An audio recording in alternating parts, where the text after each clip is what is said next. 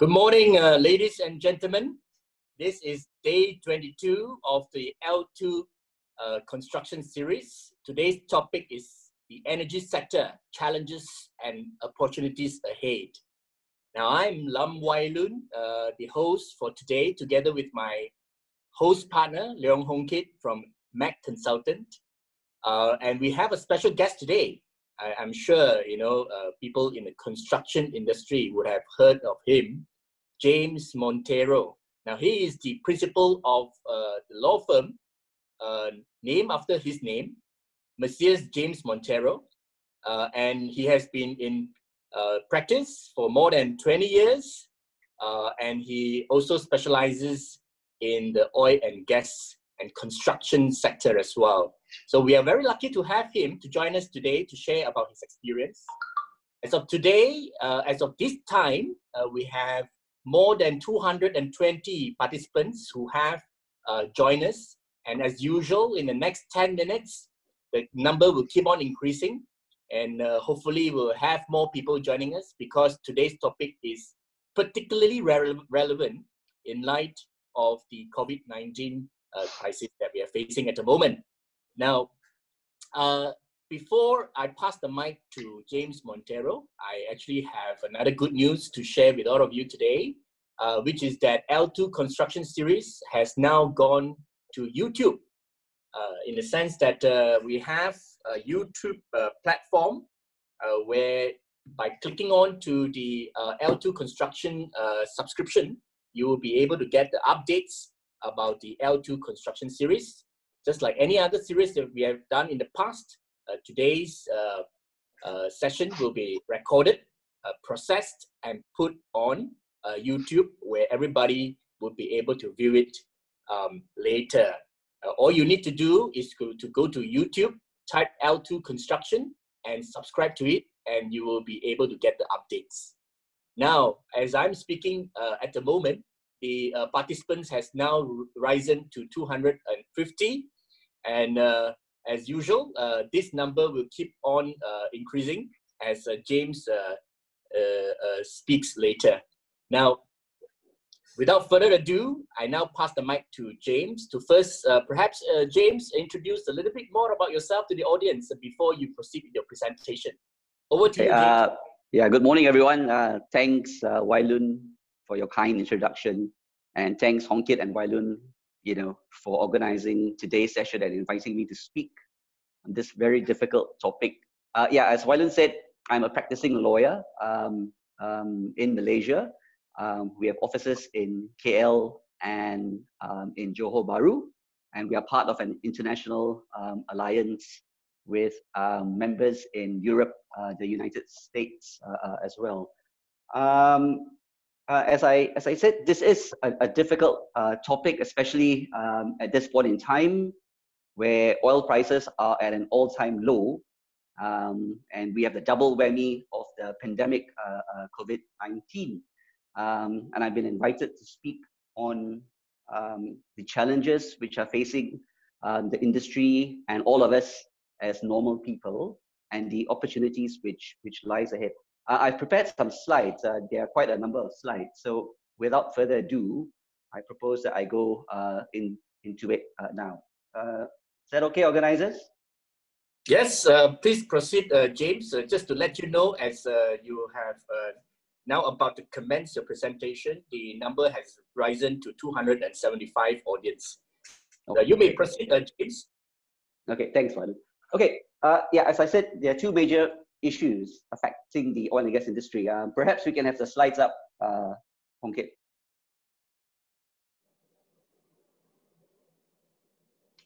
Okay, so the low price of oil and the pandemic, which has resulted in a lockdown in many countries. In Malaysia, we have the movement control order, which was implemented from the 18th of March and has been extended till the 28th of April.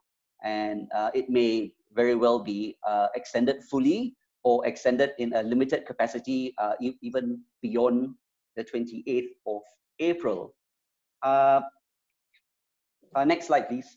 So let's talk about the oil price before we go on to the pandemic.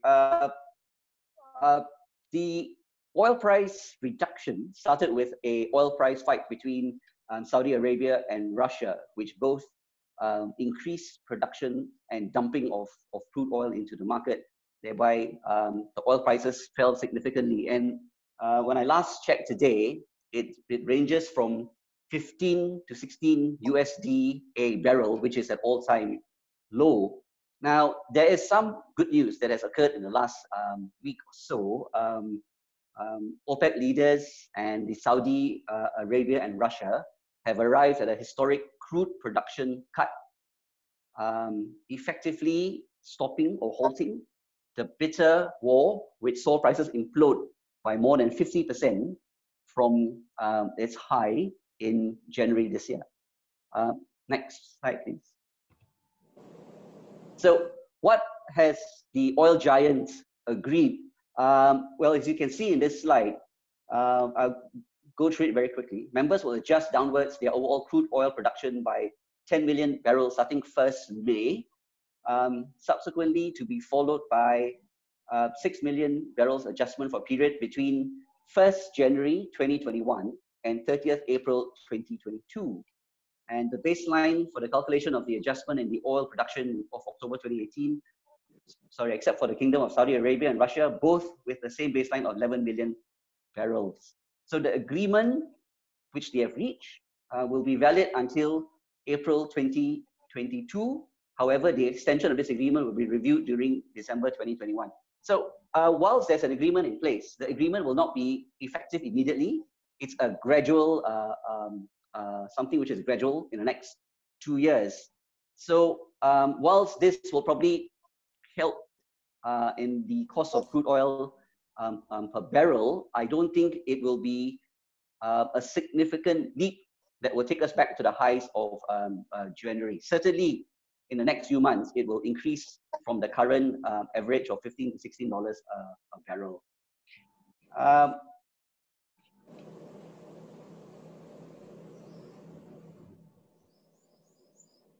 Okay, next slide, please. Now, a survey was done recently, conducted by the a website that specializes in the oil and gas industry. And from the survey, from the feedback of the survey, it appears that oil prices will remain volatile for at least 6 months due to the COVID-19 pandemic. So now moving from the crude oil prices to the impact of the COVID-19 pandemic. Approximately 2/3 of the respondents who took part in this survey expects that the crude oil prices will be affected by the pandemic between 6 months to a year. And I suspect that, in my own view, it will probably be affected by even more than a year. So what's the impact on Malaysia?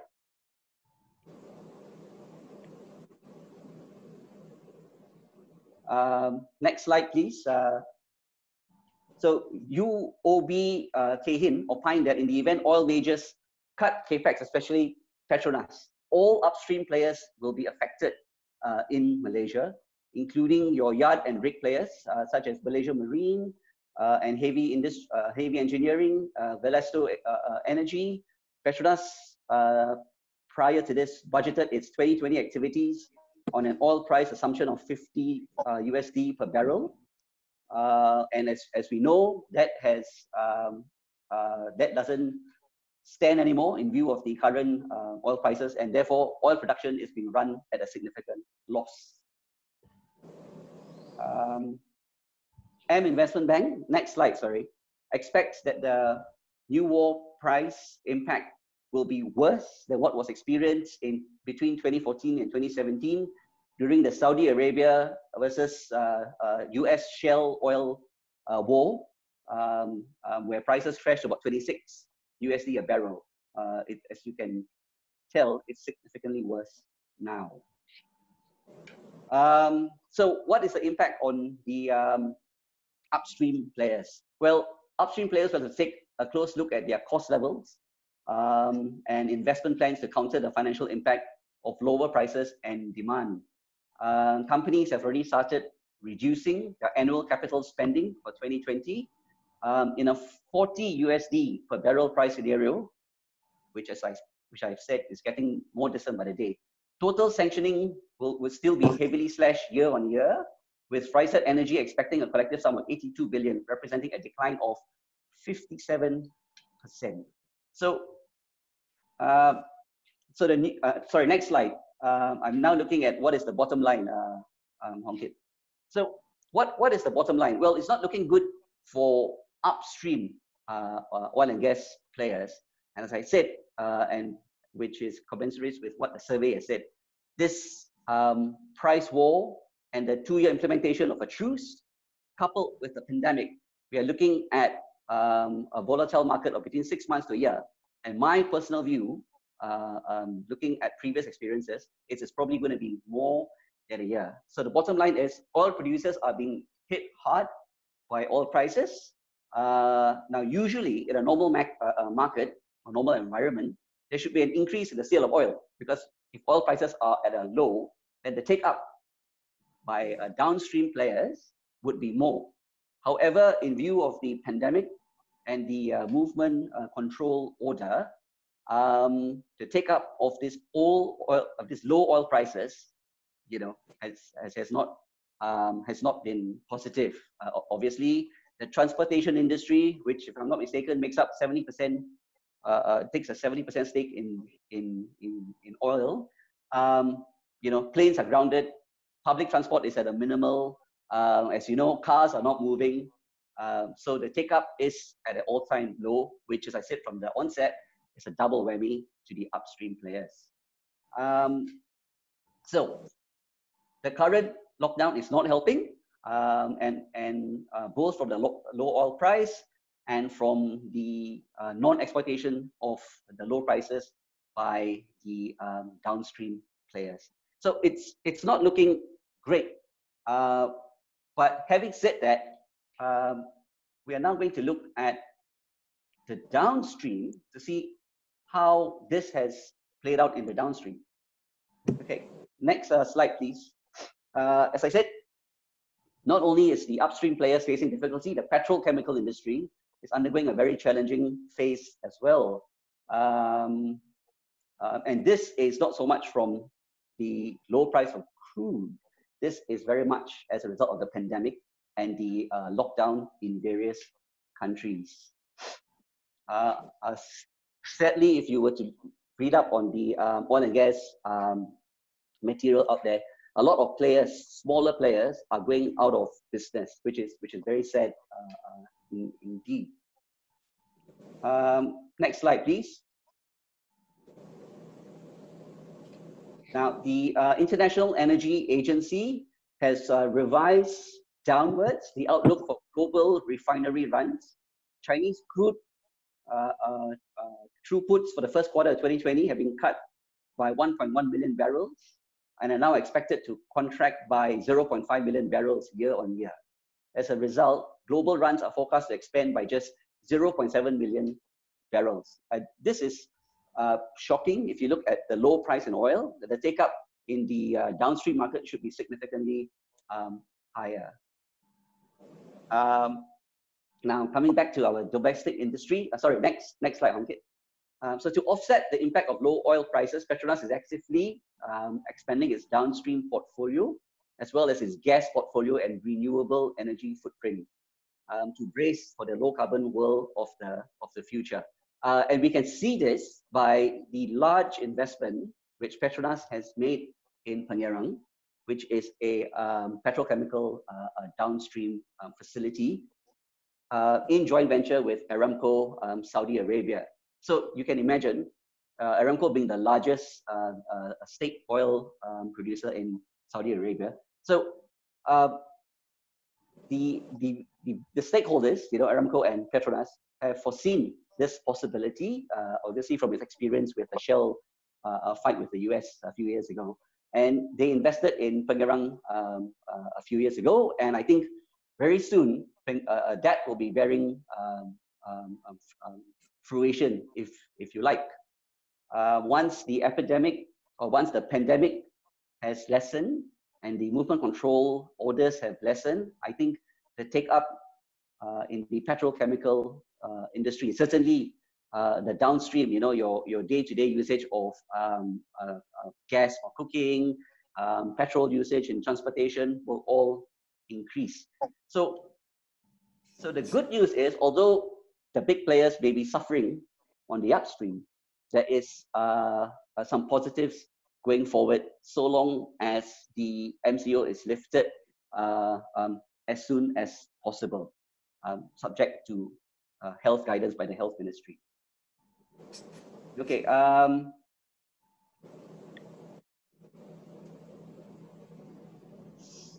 So I'm not going to go so much on the actual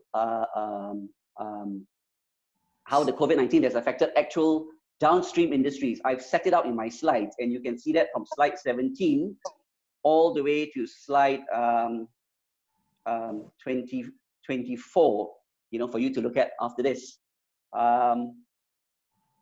What I would like to do is to finish my session, because I've been given 15 minutes. So organizer, if you can just give me 3 more minutes, is that okay? Yep, that's fine, James. Okay. So what opportunities are there going forward first?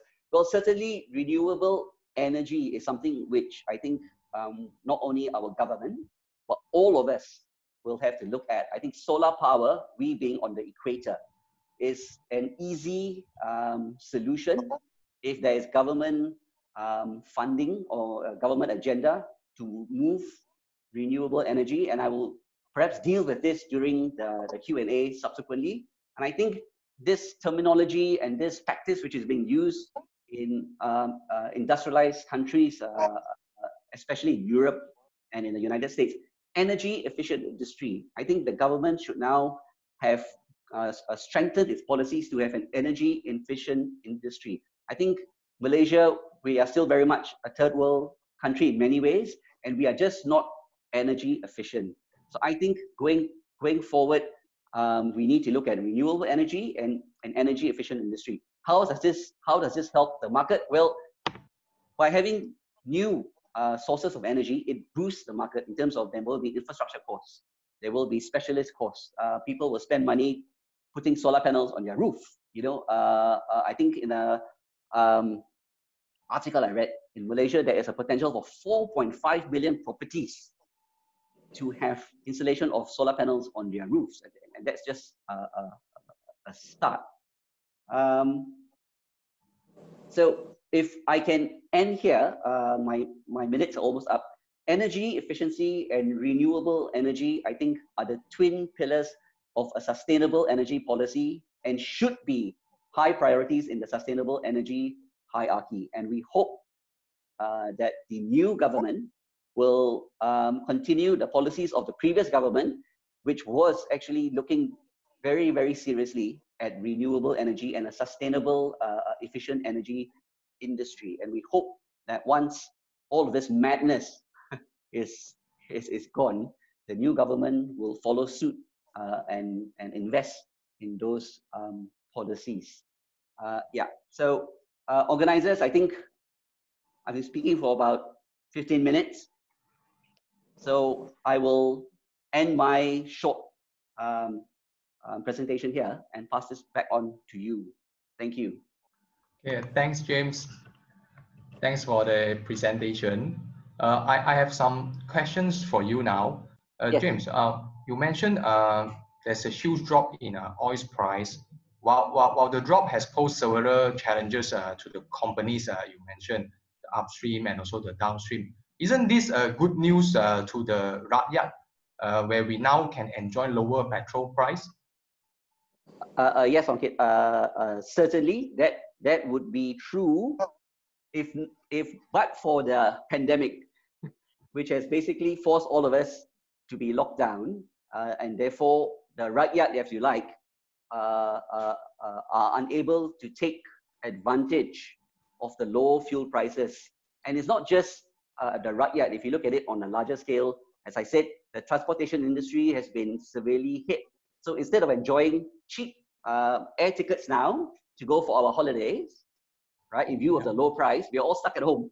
So there's no spending, if you like, at least not in the next 6 months.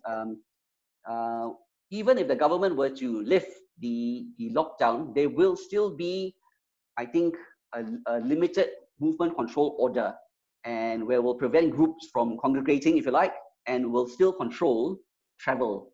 And looking beyond Malaysia, there are many countries which will impose very strict traveling prohibitions.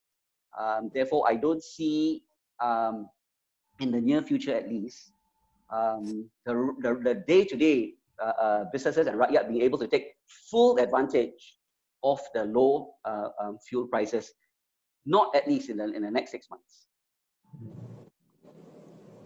Thank you, James. James, regarding the opportunities available during this period, as I saw on your slide earlier, one particular thing draws my attention. It is the renewable solar power energy. Yes. So Malaysia being a country situated near the equator, which we are rich in sunlight, so we really have huge potential in developing solar power energy. But the stumbling block is that the energy sector in Malaysia remains tightly controlled, and this constrains the development and growth of solar energy. What's your view on this, James? That's correct. I think for a country that's trying to move towards a more modern society, if you like, to a more westernized threshold of standard of living, we are still stuck with very old methods of energy production. I think if you look at the Jima plants just south of Port Dickson, they're still reliant on coal, for example. So I think moving forward, the government needs to have new policies and stop coal production. Basically, when those concessionaires are up, I don't think we should extend them. There should be greener policies in terms of large energy production. And I'm pleased to say that before the new government came into being, our ex-Prime Minister, Dr. Mahathir, had in a New York General Assembly on green energy stated that his government would implement incentives and tax breaks such as green technology financing schemes and the green investment tax allowance to develop the renewable energy sector. And that is why I alluded to in my earlier talk to say that we hope that the new government will continue to implement these policies. And a study that was done says there's a potential, as I said earlier, of 4.12 million buildings in Malaysia, which is suitable to have solar rooftop potential. So in the event we do have these tax schemes and tax breaks by the government, I don't see why we cannot have this implemented sooner rather than later, and gradually get off this reliance on non-green energy production like coal-powered plants, if you like. Yes, we hope all these green policies will continue. James, I've got some information with me here where it shows that the oil demand post SARS, another virus outbreak which happened in the early 2000s, actually took less than a year to recover. If the work from home arrangements continue even after the MCO, do you think the recovery of oil demand post COVID-19 will take longer than SARS?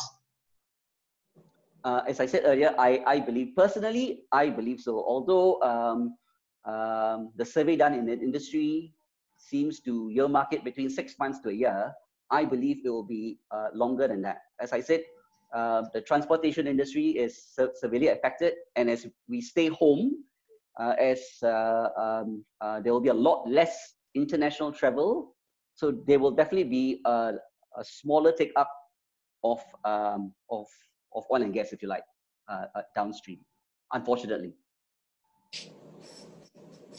Thank you, James. That's all from me. I will pass the mic to Loon now. Loon? Thank you. Okay. Hey, James, I Yes. have a question on renewable or efficient energy part that you talked about earlier. Yeah. That Malaysia is and should be going towards that direction. Now, you have also mentioned about the last parliament sitting where Mahathir had announced or some intended incentives to boost this sector. But the thing is, at that point in time, the oil prices had not crashed as yet as what we are seeing at the moment. Yes. And whatever he had said would have to be tweaked in order to boost this industry. More has to be done than what he had said earlier. The thing is that with the oil prices, being this low, it actually does not provide any encouragement for the people to invest into renewable energy, because the oil prices is already so low. There's actually no encouragement, or motivation for them to invest into the renewable energy infrastructure. What do you think about that? No, that's absolutely right, Loon. But I am looking at it from a longer view perspective. I think if you look at the next 1-2 years, yes, certainly the incentive as a result of the low oil prices would not promote, if you like, a quick move towards renewable energy. But certainly from a policy point of view, and taking into considerations that the next generation will be more in tune with the green earth than the previous generation or our generation are, I think costs should not be the leading factor to determine how we move from a fossil fuel based consumer to a renewable energy based society. So I'm looking at it from the long term, but as of today and the next 1 year, I totally agree with you, Mylon. Yeah, thanks. James, with the COVID-19 crisis, right, actually came to us quite fast and quite serious and furious as well. So, I'm sure around the world, not only about the oil sector, a lot of businesses as well, the chain or the supply chain relating to the oil and gas would certainly be or have been disrupted by this COVID-19 crisis. How long do you think that this disruption would actually last? And what is going to happen if arising from this disruption on the chain, on the supply chain? Yeah, I think domestically in Malaysia, once the MCO is lifted, we will very quickly see a normalization of local business. Now, what we need to be aware of are those companies, whether local or otherwise, that are doing business in Malaysia, that are reliant on the supply chain from overseas. So countries like India, countries like Bangladesh, China, Indonesia, which is part of the international supply chain of goods, services, if you like, coming into Malaysia. As long as those countries are affected, we will not see a full scale mobilization of all our industry. But those that are reliant on domestic supplies, I think they will be okay. The companies that are reliant on foreign supply, I think they will be, I won't say in trouble, but they will certainly be affected for a much longer period. Certainly, I think beyond a year.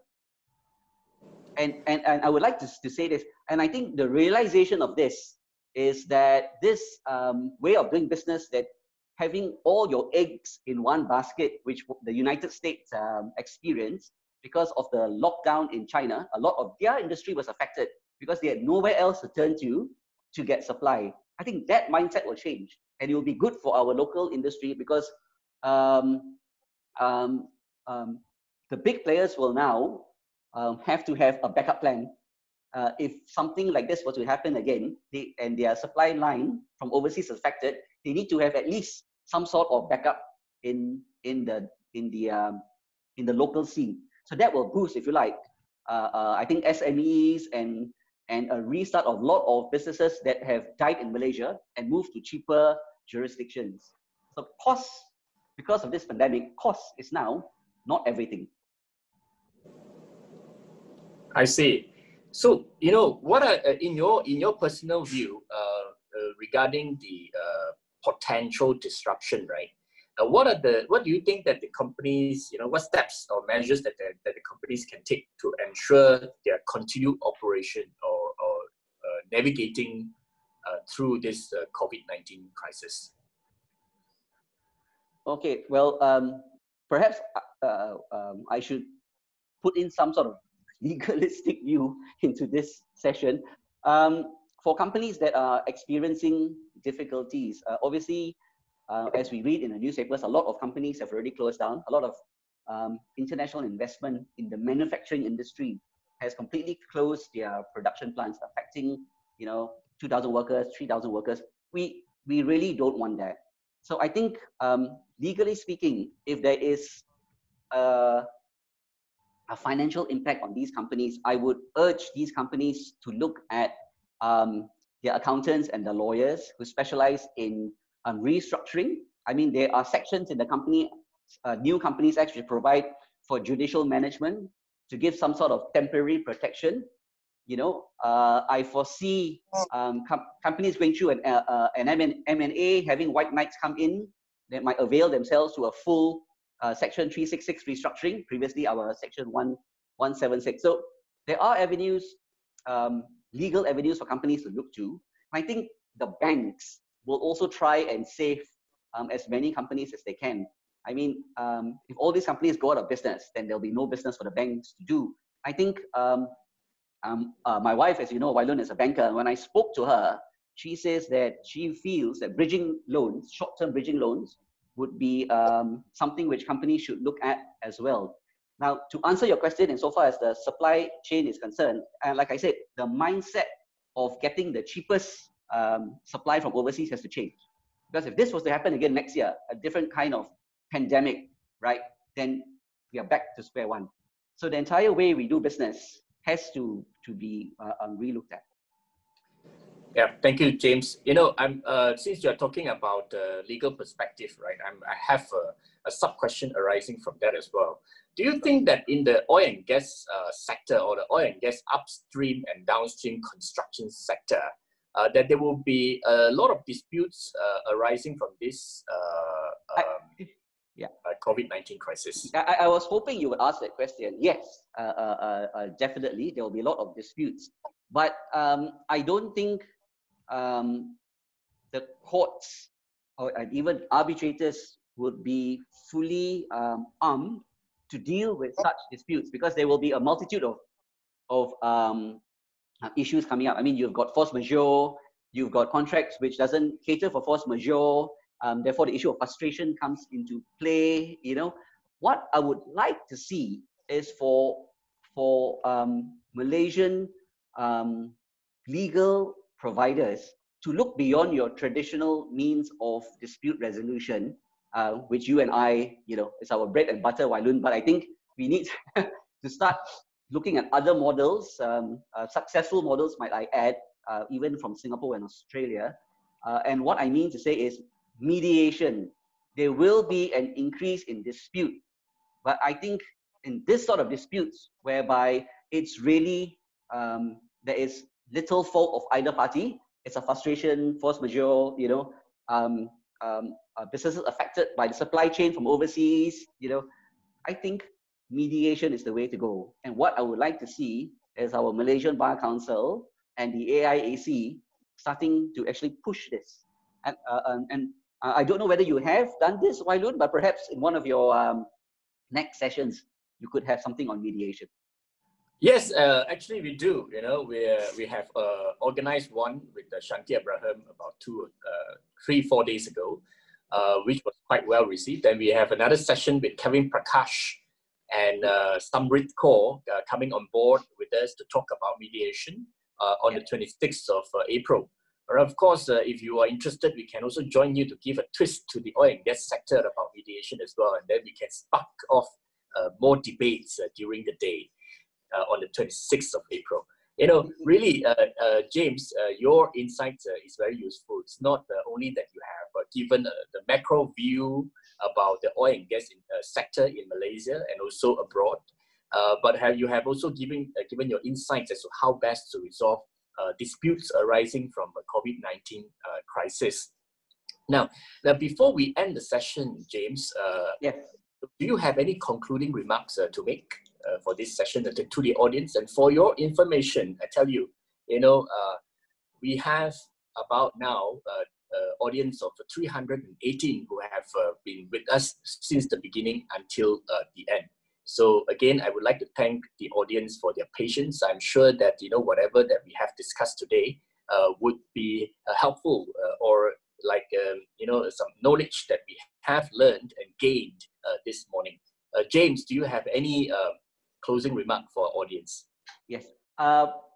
We are in trying times. There's no doubt about it. And because the world and Malaysia, we have never faced a situation such as this, a worldwide virus, a pandemic. There is no blueprint for us going forward. So I think this gives us a great opportunity for both, for all industries, whether you are in the upstream, downstream, legal services, whatever have you, to think outside the box. If there's one thing that this pandemic has forced us to do, Loon, is to think outside the box. And this L2 series is one of those ideas that is now becoming rampant. I think even now, simultaneously, there is another webinar being done in our brothers and sisters in the east of Malaysia. There's a Sabah Sarawak webinar at the same time. So these are the things, the small things, which hopefully will develop into big ideas. But I think moving forward, we all have to start thinking outside the box. And perhaps this, I won't use the word greed, but this, everyone, in the rat race, chasing the dollar mindset has to change. So there are opportunities ahead, I think very much in the downstream for everybody, the rakyat. And once this MCO is lifted, we should all try to take advantage of it. Thank you very much, everybody, for tuning in. And again, thanks Loon and Hong Kit for giving me the opportunity to speak this morning. It's our pleasure, James. Over to you, Hong Kit. Okay, thanks, Loon. Thanks, James, for giving us such a valuable insight. Really good, all good information. So our government rely heavily on all these oil and gas companies for tax revenue, and how the government react to this crisis will surely determine the Malaysia outlook for the energy sector for years to come. Okay, coming back to construction, we will have another topic for tomorrow, and we know that a developer ability to pay his contractor is largely dependent on the sale of his development project, and the sales of the project are in turn depends on how fast the bank loans are approved. So meaning to say the sales of the properties and the loan processes both require physical presence of the people involved, and since social distancing has become a new social norm, does it mean the sales and loan processes would become more difficult even after the MCO? If this is the case, the contractor's payment would no doubt suffer when sales and loan approvals are more difficult to come by. PropTech and FinTech seem to have risen to the occasion when property buyers turn to digital-only services in this age of social distancing. Is it true? There are many questions like, can I get my loan approved without having to meet anyone? How does it work? How long does it take? Let's hear from our guests who are expert in PropTech and FinTech tomorrow. Also on the screen is our L2's remaining schedule before our finale. So by the end of this, we will have more than 30 sections done, and all these sections, as Loon mentioned at the beginning of this session, will be uploaded to our YouTube channel. Also, I am excited to announce that the contributions made to Lighthouse Club have reached 25,056 ringgit. Huge thanks to all sponsors, and especially to our Chief Empathy Officers, sponsors, and trustee, a.k.a. Asia Pacific and Gamuda. As I said earlier, all these contributions will be used to help the distressed individuals affected by COVID-19 outbreak. For more information, please contact Lighthouse directly. So thank you, everyone. See you tomorrow and enjoy the rest of your day. Thank you, James. Again, thank you, Loon. Thank you, everyone. Thanks, James. Loon, can I just say something before I go? Yes, sure. Yeah, sorry. I would like to thank my team, my three girls who did the bulk of the research. Alyssa, Anani, and Queenie, thank you very much. Without them, I wouldn't have had all my data available with me today. So thank you, guys. And of course, Thank your you. wife as well, Everyone. James. Oh yeah, of course. Don't forget about your wife. Yes, definitely. So James, Okay. we will see you again for the mediation. Yeah. Okay. All right. All We'll right. talk. Okay, We'll bye. talk offline. Thank you. Bye bye. Thank you. Bye bye.